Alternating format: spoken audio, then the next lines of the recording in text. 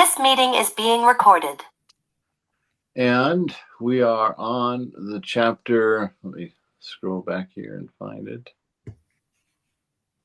39, by itself, nothing has existence. Maharaj, also you need to mute Okay. us. Mute us. I love a class that says mute us. I'm like, but no.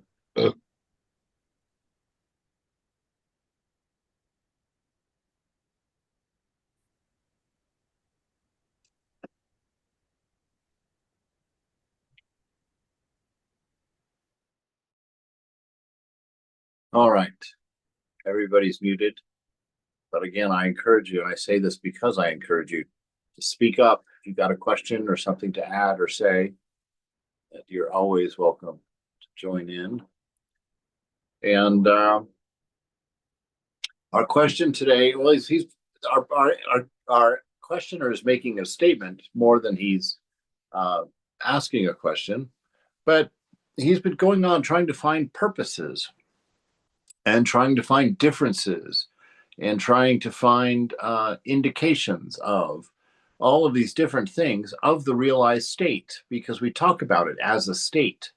And we're talking about something that you can look at because it's observational, and we want to know what is the experience, because of course everything is an experience. But when we're talking about this realization, it's none of those. It's not a state of mind because it's transcendent of mind. It's not an experience because that's the point. Is the experiencer, well, in the highest one, which is unlikely for most folks, but the highest state of realization, there's no experiencer because there's one without a second. But for any state below that, there's just witnessing. But so there's a witnessing just enough to give you a point of perspective, but not a witnessing through an attachment to a body mind, to the body, certainly to the mind, but not to the body as such. That you can become unaware of that. And it's outside of time, the flow of time and space and causation. So he's really struggling with an unanswerable, and Maharaj is doing, I think, a great job of kind of steering him in that, because you can't just tell somebody, that doesn't make sense from inside the dream. You have to talk about that from outside the dream, and you can't talk about anything that's outside the dream. So our questioner is then saying, so in God's economy, everything must have a purpose, right? And interesting that he would call it God's economy, because that's exactly what it is. And what Vivekananda was talking about, the reason that we have such a hard time realizing, as bhaktas anyway, is because we've never conceived of a pure love. Again, because really pure love can't be conceived of for the same reasons, but that we can't understand that there's isness, that time is passing through us in this moment. We are only a light bulb in the moment, and all the change is being illumined as it goes through the moment, as it goes through us. We in fact are the moment, and the moment is the light that allows us to see that particular slice of isness, right? And time is what has broken the unity into a bunch of slices of isness that we experience through mind because of the senses. So he's saying everything in God's economy must have a purpose. So God can't act without a purpose, right? And Maharaj says, well, do you know God, that you talk of him so freely? What is God to you? A sound, a word on paper, an idea in your mind? So this is really one of the things that I'm entertained by. It's one of the things that make me chuckle. Is we talk about do you believe in God, or what do you know of God, or all these different ways do you know God. And it's humorous in a way, because when we say the word God, we don't even know what we're saying. What is that word? How can that word have a definition? And so when we walk around talking with each other and thinking, oh, my religion is so different from yours, it's because we have not even a noodle's idea of what God is. And so we have to figure that out before we can decide on whether we agree or don't agree, or how we're going to name this or that, which is illegal anyway, you know. So do you know God that you talk of him so freely? And so we've confused ourselves, mainly because of our shallow practice of religion, to thinking that if we know a book, if we know a verse, if we know a philosophy, then we know God. And we can flip him like pancakes. He's easily observable and easily manageable, and we even kind of know where he is out there. We know he's not in here anywhere. And so the questioner says, well, by his power I am born and kept alive, Maharaj, and suffer and die. Are you glad?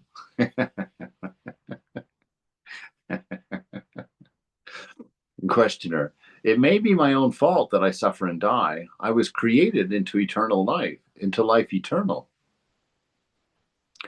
Maharaj, why eternal in the future and not in the past? What has a beginning must have an end. Only the beginningless is endless. Right? And that's sort of the Western perspective, that you come into reality, you get created at birth, right? And then you're immortal once you die.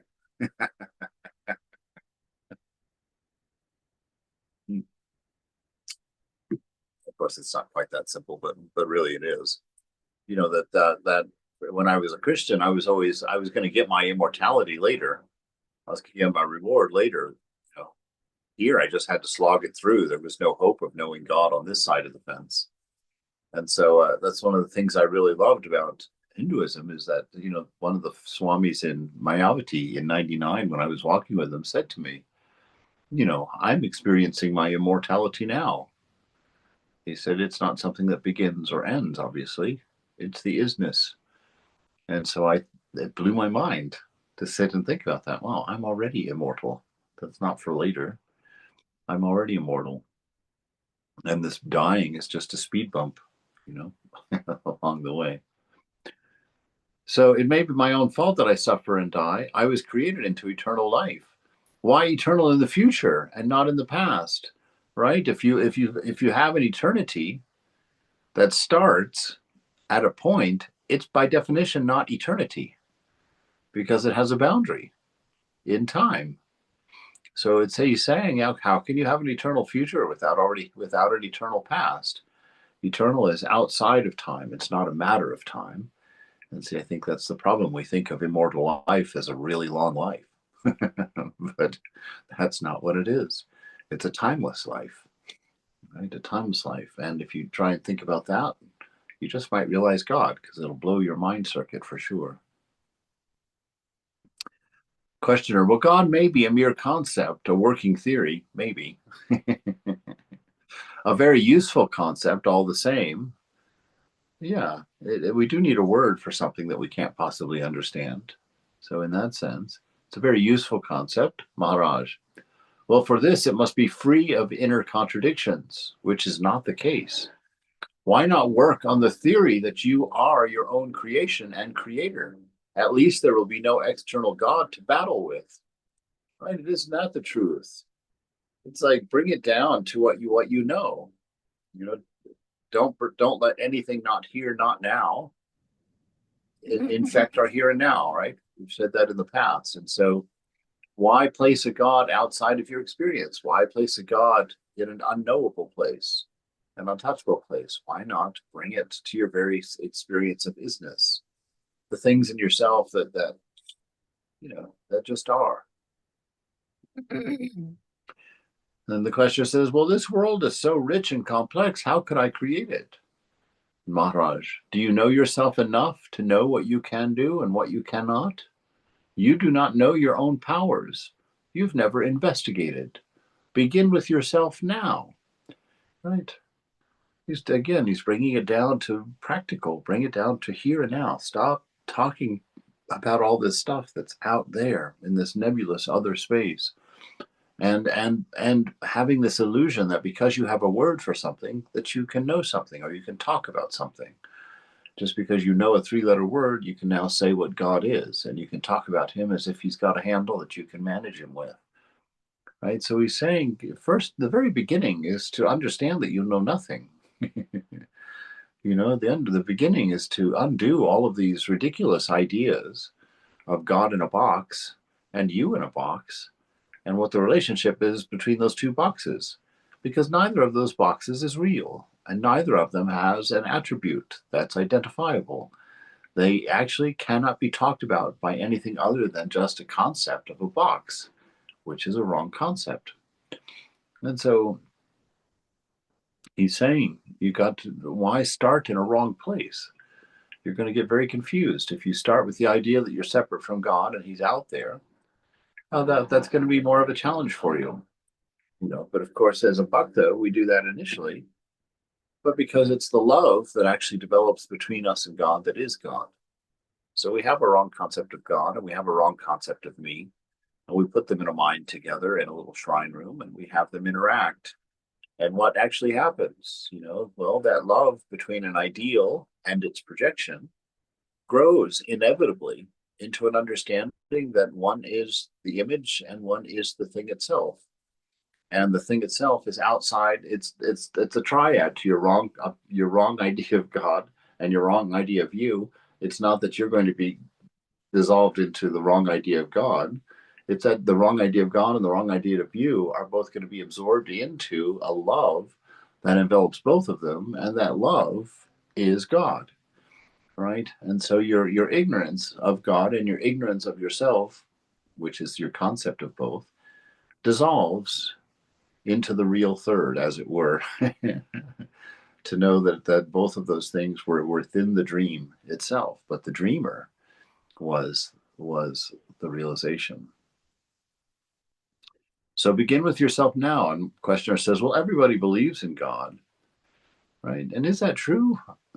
Don't I think we would all live quite differently if we actually believed, right? We believe enough to be curious, and we're terrified enough to do something about it. As that end of life comes, we're like, whoa, whoa, whoa, Nelly, put the brakes on. I'm not ready for this, right? Everybody believes in God. And Maharaj says, well, to me, you are your own God. But if you think otherwise, think to the end. If there be God, then all is God's, and all is for the best. Welcome all that comes with a glad and thankful heart, and love all creatures. This too will take you to yourself. So right here we have permission within a Jnana text to be a bhakta. Right? He says, if he says, to me, God and you are inseparable. To me, you are your own God. But if you think otherwise, right, think to the end, if there is a God and all is God's, and then everything is for the best. Draw your logical conclusions and start living like you believe in God. That God is omnipresent. So where is he? If you're putting him outside of yourself, you've fenced him in. You've created a limit in the unlimited. So he can be everywhere present. So that means there's no part of you that he, she, that is familiar with. There's no part of you that God isn't. And so he says, think about it. Think about these things. Think them through. Don't just have them as trite little statements. I love God. God loves me. It's because it's not like that. Those statements are very trite. Those statements are very small, and they've got a bazillion assumptions that aren't true. That's why I love, every sentence that I read, like when we go through this, it's like, whoa, wait, what a minute. What did he say there? Look at that. That's important.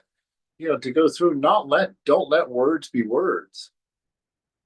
Don't read a sentence in the scripture ever and think that you've understood it because you think that you've read it before.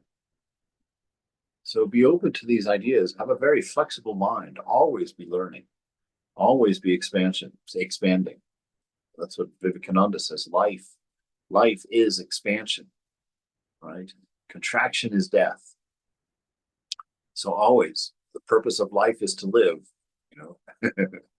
He told us not too many weeks ago. So the purpose of life is to live, and living is expansion. It's moving out the boundaries of yourself out there by coming to understand what your relationship is to this other that you've imagined, to this universe that you've placed yourself in, to come to learn all of these things. And now we slide into the chapter, Only the Self is Real. Maharaj, the world is but a show, glittering and empty. It is, and yet it is not. It is there as long as I want to see it and take part in it. When I cease caring, it dissolves. It has no cause and serves no purpose. It just happens when we are absent-minded.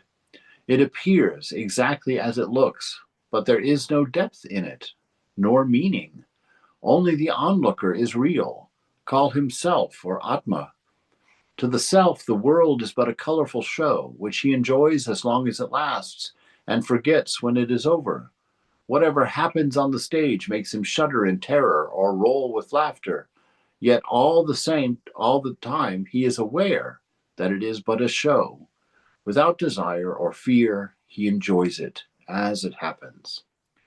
Right? So there's this notion here, which we talked about all of this quite a bit, but none of us have realized it yet, which is an interesting phenomenon to me.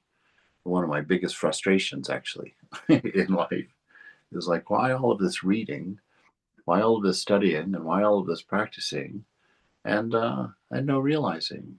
Why? What are we still clutching to inside? Of course, unfortunately, I don't have to sit there very long before I see a litany of things that are holding me into a body. But you know, that hope burns alive because of grace. By grace I've come this far, right? And by grace I'll find my way home, according to that Amazing Grace song. And so we sit in that. But look what he says here. It's glittering and empty. So what does this mean? It's like really the nature of this moment is it's a reflection. It's a reflection on you in mind, right? Through the senses. That's what this moment appears to be. But really this moment it's the moment of a light bulb. You are the light bulb. You're the light bulb of awareness, and this awareness is going out, and in its awareness, bouncing off of objects that it sees reflected in the mind, reflected by itself, reflected in the light of awareness. And so the moment is that light bulb that's lit with Satchitananda.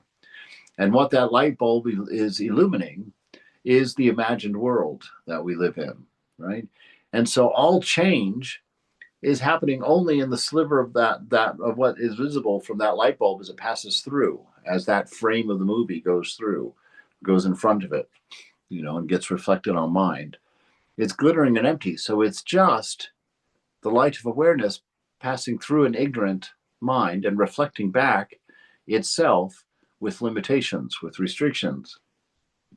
Maharaj, I have a question. So Yeah. what makes the objects different for each mind? Right? If the consciousness is one and reflecting itself on a mind, then what makes those objects that one experiences different from one to another? Just the idea of of yourself as a point of reference separates you from the whole. Like in a dream, you're equally everything in there. But when you enter into the dream, just by nature, the I am identifies with whatever it comes near to. I see it like an eddy in the water. When you're paddling with a paddle on a stream that's fairly calm, on both sides of the paddle you get these swirling eddies, and those are kind of a point of reference in the water. But there's nothing actually there. It's water interacting with water, that's causing this movement, or like a current underwater. It's just as it is. It's part of the nature, I think. It's part of God. It's part of I aming to identify with, part of love to attach to. And so if you, it's not a real thing. It's just it's an oops. Right? It's kind of like trying to say, well, what is a shadow? Well, you come to realize a shadow is not a thing. A shadow is an absence of something, right? A shadow is blocked light.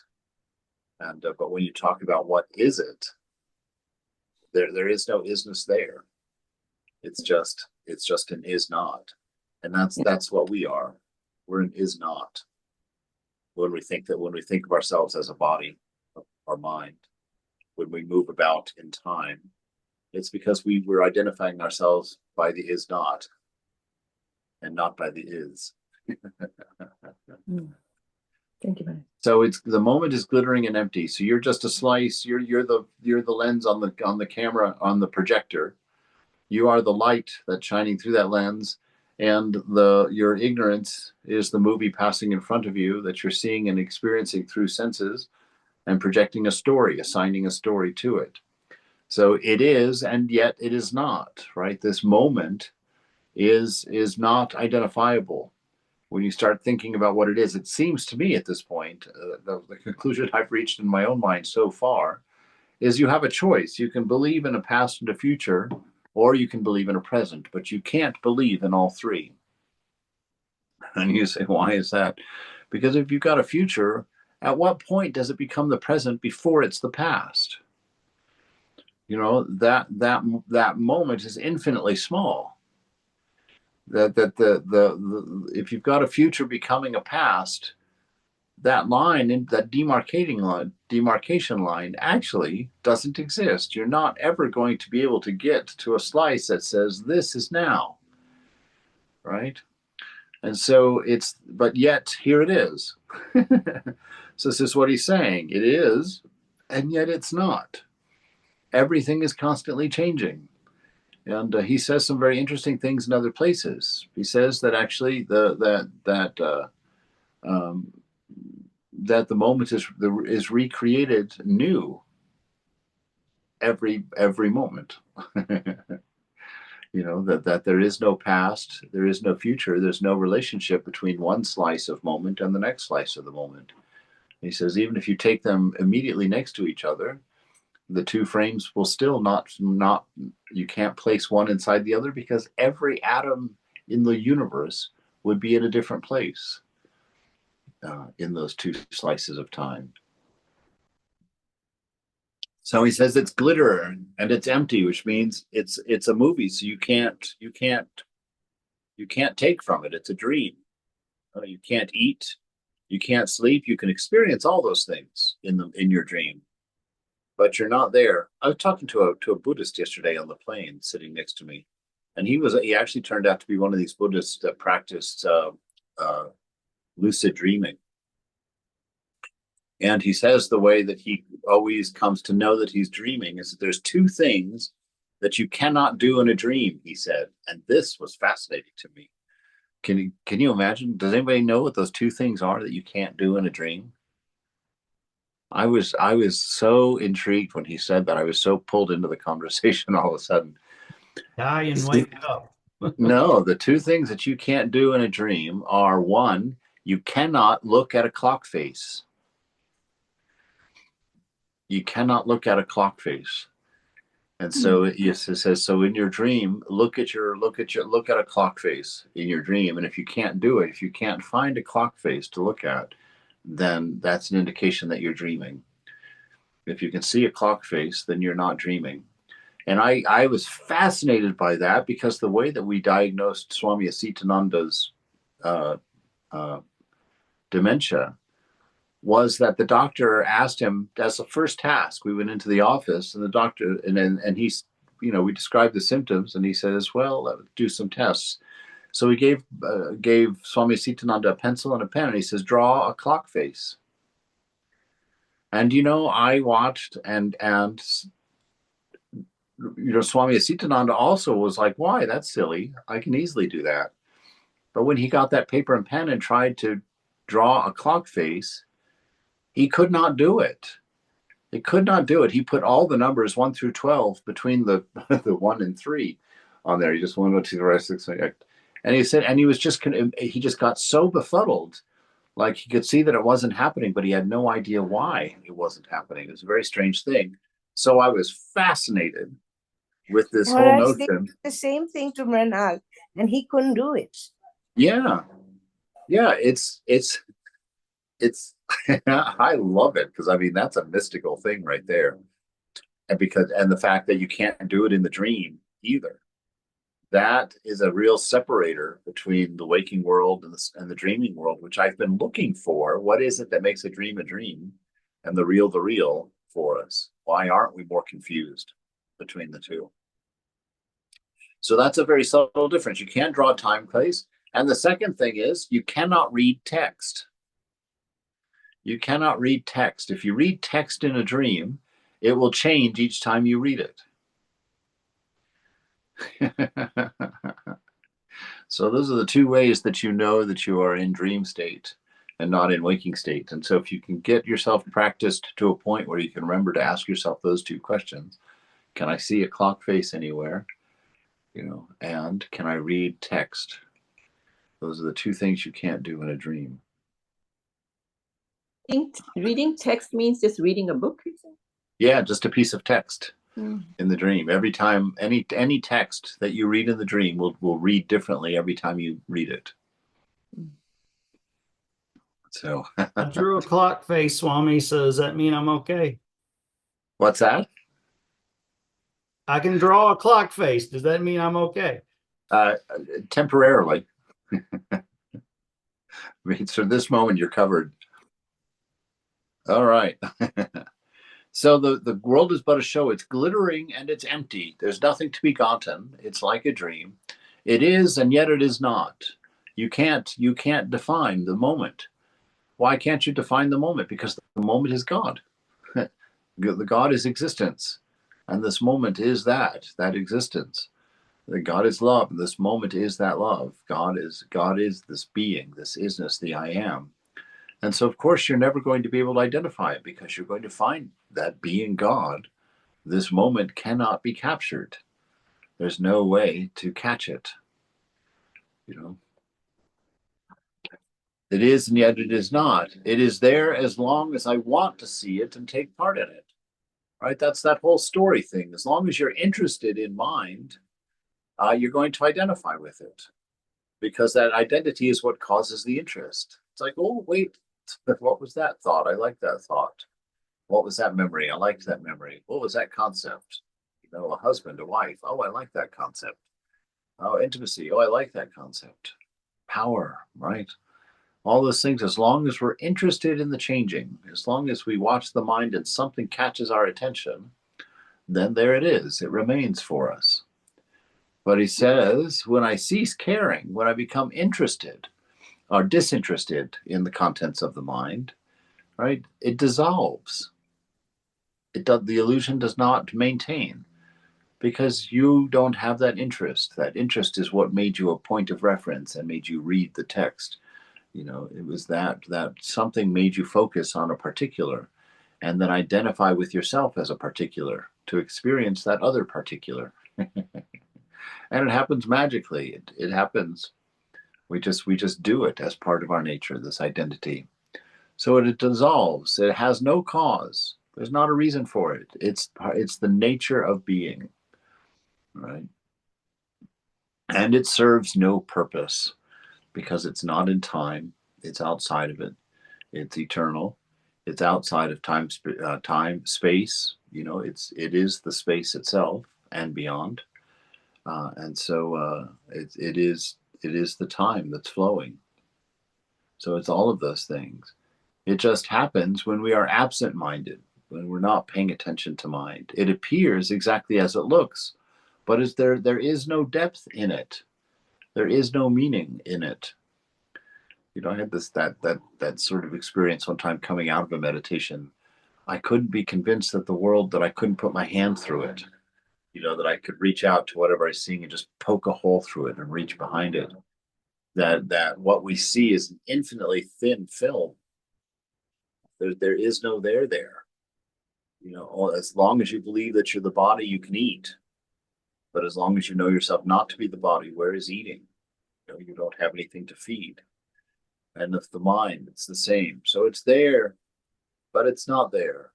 It dissolves when you're not interested in it.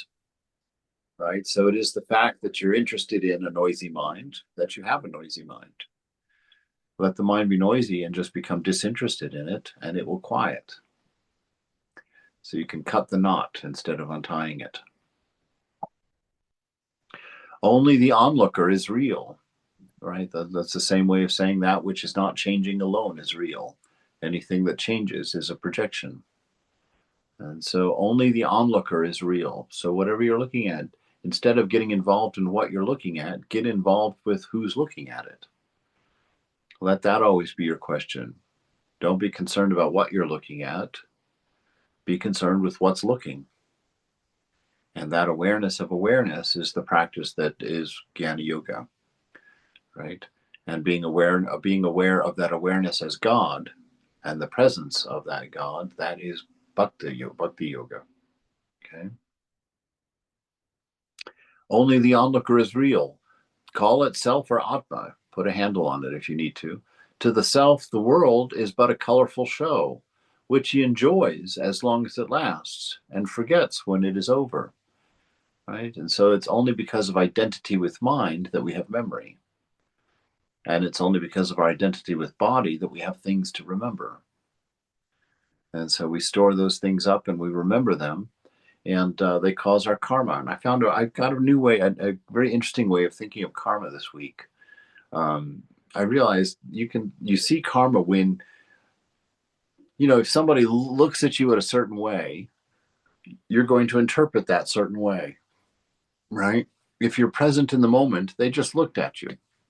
That's all that really happened. That's all that you can possibly know. The story of why they looked at you is your karma. Oh, they looked at me because I'm handsome. I have an idea of myself as handsome.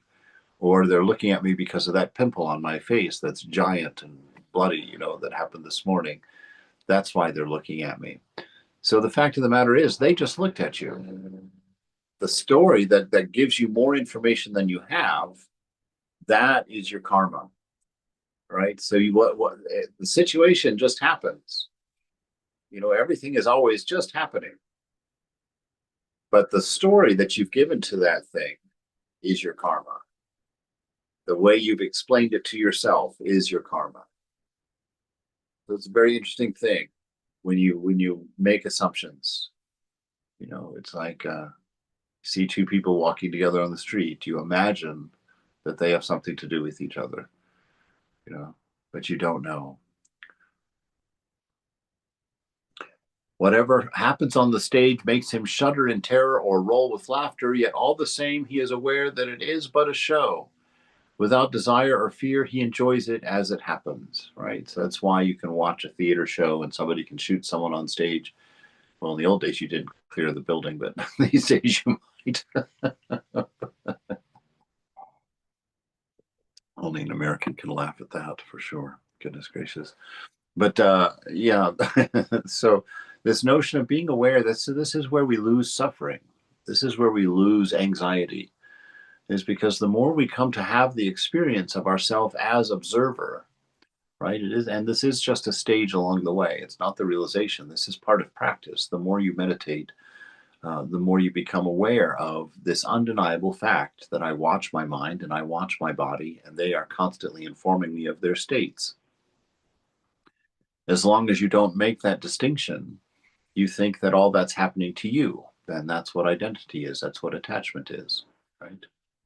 And so you think it's all happening to you, but in that knowledge, no, this is all passing through me. And as you come to know that, then you know that ultimately that grows stronger and stronger until the point where you understand it's irrelevant to you. It's just the glimmering of love, the radiation of wisdom. When I've thought of myself as separate, it just happens in front of me. I have a question. Yes. So when Maharaj talks about the para-atman and then not having an I and I am, before the I am. So is there another, I guess you would say, Atman that is post para-atman that has an I am? Well, that's you're going to get some differences in opinion. Not one that we can say anything about. In Vedanta, yes, there And is the absolute. At what point does the Atman choose to watch the dream? The Atman never Or does chooses. it? And see, Yeah. so that's what I'm saying. So in the para Atman, like, how do we get from the para Atman to the Atman that's dreaming? Well, there is no difference between them. So how does the dream happen? Or there There's is no no- dream. the dream doesn't happen. It is imagined that the dream happens. And how does that happen? There's not really a way to say. They say that that's part of nature. That's when in the John 1 it says the Word was with God and the Word was God. Okay, when it says that, it means that God is both the changing, the creation, and the uncreated, the isness of what is before creation as such. Right? So it's prakriti, the unchanging absolute and the changing are not different. That's the final realization, that they are not separate, that they are a nature, a singularity nature of isness itself. So how do we explain our awareness of our existence, basically? Our awareness of awareness, the only explanation we have is that it just is. There was no cause to it. It's not something that happens in time. There's no way, there is no way to experience, no way of saying when this thing began, because the realization is that it never did begin. Yeah, which I understand that. It's just somehow I'm missing how we get from para Atman to the dreaming Atman if there is no dream. Right. Well, it's the set. Think about it like last night while you were dreaming. How would you ever know from within the dream that you're not dreaming or that you're dreaming? Right? How would you know? And so, well, we had our two things, but that's not really my point at this point. So in the dream, it would be like you would have to negate everything in the dream. You would have to sit there and say either I'm not this, I'm not that, I'm not that. Or you could go the other way and say I'm everything in this dream.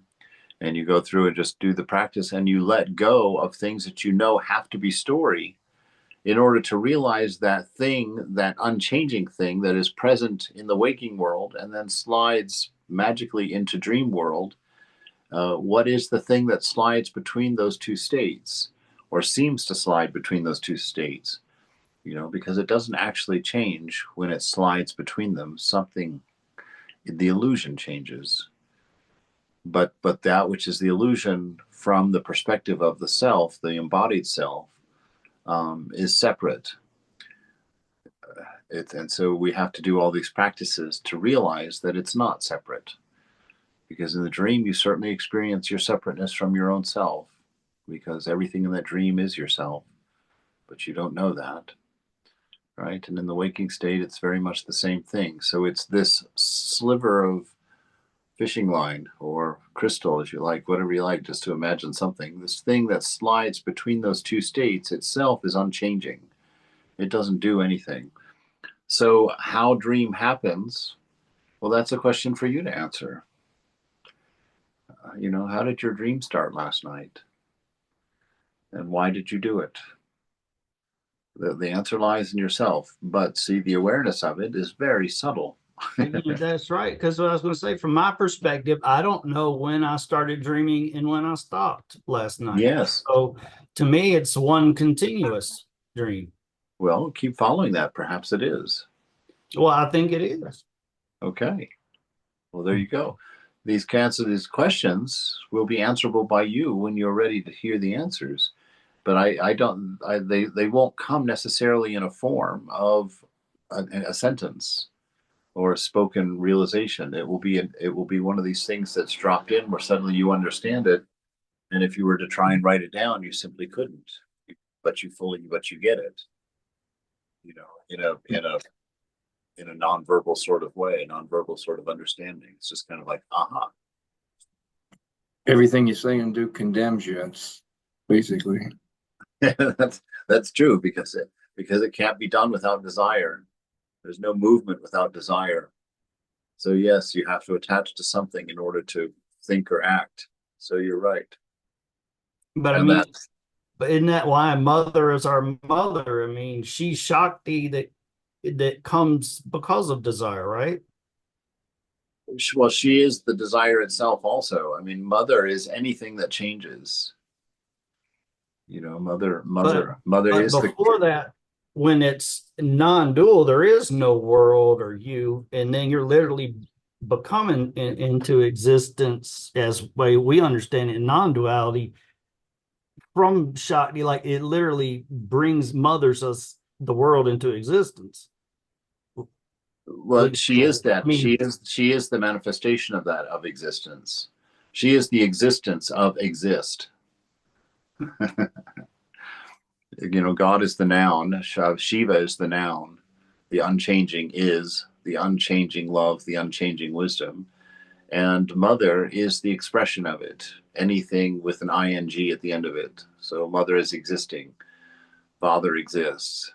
Mother is loving. The father is love. The mother is wisdom. The father is wise. No, sorry, I got that backwards. The father is wisdom. The mother is wise. Right, within the context of a way of talking about it. This is not an absolute statement. You can flip them if you want. It's arbitrary, but yes, it's not really arbitrary. I mean, we just look at the nature of man and woman in this in this world, and we just kind of call it that way. The woman is the creator, and the father doesn't have much involvement in that 9 months of birthing, in any kind of physical way. And so we just said the unchanging is father and the changing is mother. That's all. Maybe that's why they said it. That's why I think they said it. All right. So whatever happens on the stage makes us shudder in fear, roll with laughter, yet all the same, he is unaware that he is aware that it is a show. Without desire or fear, he enjoys it as it happens. Right? That's realization. You know that nothing can hurt you, so there's no fear. You know that you're dreaming. You know this is all imaginary, so you're not caught up in the idea of, I have to go get that. Oh, I have to finish that. Oh, I have deadlines. Right? You don't believe the story. You haven't placed yourself in the story. You're just watching, and that's the bliss of realization, because you will know that you are seeing from one step below realization. You're the playmate of God. You're just enjoying the swirling colors of change, knowing that it's illusory, that it doesn't matter, right? It's just the expression of Satchitananda. This is what love, wisdom, and being looks like if you pretend that it has parts, if you pretend you're separate from it. So if you create a focal point, a point of reference, and then look at yourself, this world is what it looks like. As soon as you're willing to let go of your separateness from it, it dissolves again back into oneness. Now, what became the one point? Nothing. That was only a concept. There was nothing created. Just a point of reference, which means just an extreme limitation. Right? So you took a point of nothingness to look at nothingness. And the universe is what happens when you do that. Okay, so that's what Maharaj says. Now the questioner responds. He says, the person immersed in the world has a life of many flavors. He weeps, he laughs, he loves and hates, desires and fears, suffers and rejoices. The desirelessness and fearless Jnani, what life has he? Is he not left high and dry in his aloofness? Maharaj, his state is not desolate. It's not a state of nothingness, right? It tastes of pure, uncaused, undiluted bliss, right? Listen to that. It tastes of pure, right? Pure means there's no other element in it. It's just pure bliss, right? There's no me and mine in there. There's no separation of ingredients. A pure, uncaused, okay, the way of saying eternal, outside of time. Everything within time is caused. Everything outside of time is uncaused. So it's uncaused, it's undiluted bliss, which means the senses are not there. It's not being metered to you through 5 little holes in Atman called the senses. That this is the thing itself. It's an undiluted bliss. So that is the isness, the unidentified isness of the Jnani. It's the purest and highest potential of all things possible at once.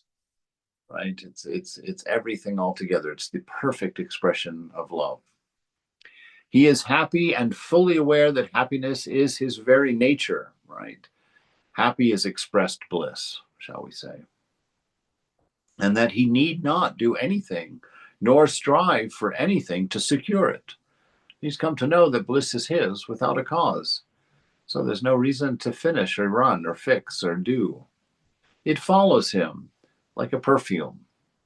Right? You put a beautiful smell of Satchitananda on you, and then you just walk through the party. You don't have to sit there and remember to exude your aroma.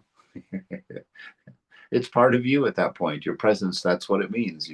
You're present, you're going to smell like Yves Saint Laurent or whatever it is. And so whenever God is present, he has that aroma of Satchitananda.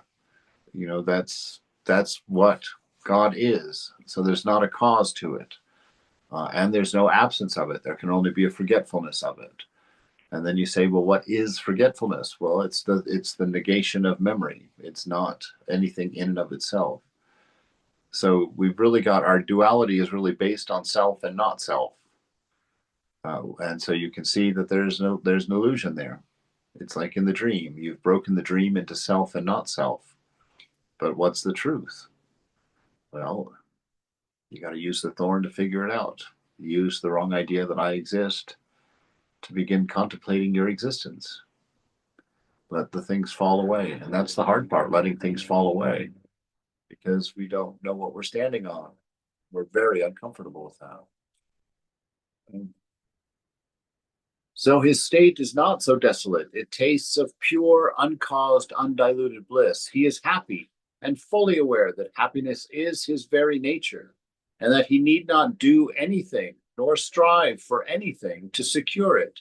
It follows him, more real than the body, nearer than the mind itself. You imagine that without cause there can be no happiness.